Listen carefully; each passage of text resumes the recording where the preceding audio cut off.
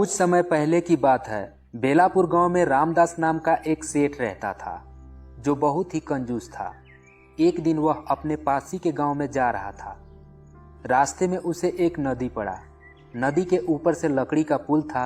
वह पुल से नदी पार करने लगा कि अचानक पुल में कंपन हुई। वह डर गया और नदी में कूद गया।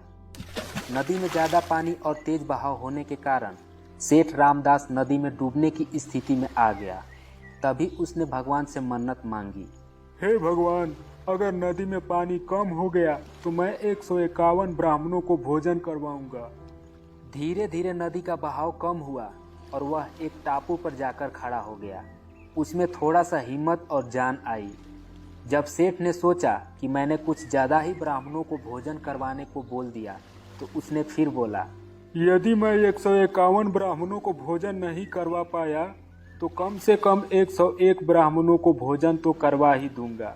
इसके बाद वह नदी से थोड़ा और बाहर आया और फिर उसने कहा, हे भगवान जी, मेरे घर में तो 5 लोगों को बैठने की जगह नहीं है, फिर 101 ब्राह्मणों को कहाँ भोजन खिलाऊंगा। ऐसा करता हूँ, 11 ब्राह्मणों को तो अवश्य ही भोजन करवा दूंगा। तभी सेठ नदी से बाहर आ गया और वह सोचा, बेकार में मैं 11 ब्राह्मणों को भोजन करवाने की मन्नत मांगी। हे भगवान जी, मुझे माफ कर देना। यदि मैं 11 ब्राह्मणों को भोजन नहीं करवा पाया तो कम से कम 1 ब्राह्मण को तो अवश्य ही करवा दूंगा। अब रामदास सेठ अपने घर आ चुका था। उसने अपनी पत्नी को सारी बातें बताई। अब कंजूस सेठ को एक ब्राह्मण को भोजन करवाना था। सेठ पूरे गांव में एक ऐसे ब्राह्मण की खोज करने लगा जो सबसे कम खाता हो। तभी उसे रास्ते में एक पेड़ के नीचे एक ब्राह्मण दिखाई दिया। वह उसी गांव के था। सेठ उस ब्राह्मण के पास गया और पूछा, पंडित जी, आप कितना खाते हो? मुझे एक ब्राह्मण को भोजन करवाना है। ब्राह्मण बहुत चालाक था। वह समझ गया था कि सेठ बहुत कंजूस है। जजमान, मैं तो मुश्किल से एक ही रोटी खा पाता हूँ। ब्राह्मण के यह बात सुनकर सेठ बहुत खुश हुआ और उसने ब्राह्मण को अगले दिन खाने का निमंत्रण दे दिया और कहा, पंडित जी, आप सुबह 9 बजे से पहले ही खाने के लिए आ जाना। 9 बजे के बाद मैं दुकान पर चला जाता हूँ।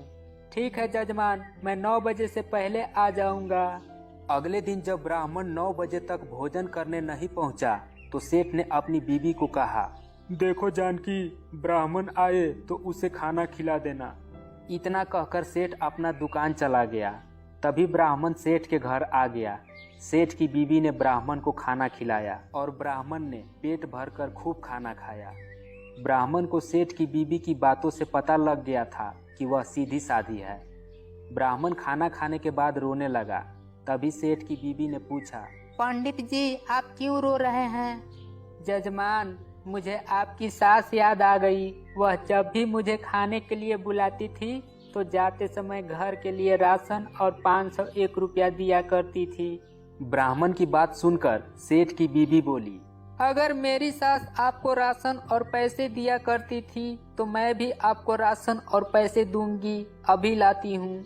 सेठ की बीवी ने ब्राह्मण को राशन और पैसे देकर भेजा, जिससे ब्राह्मण बहुत खुश हुआ और वह घर जाकर अपनी बीवी को सारी बातें बताई।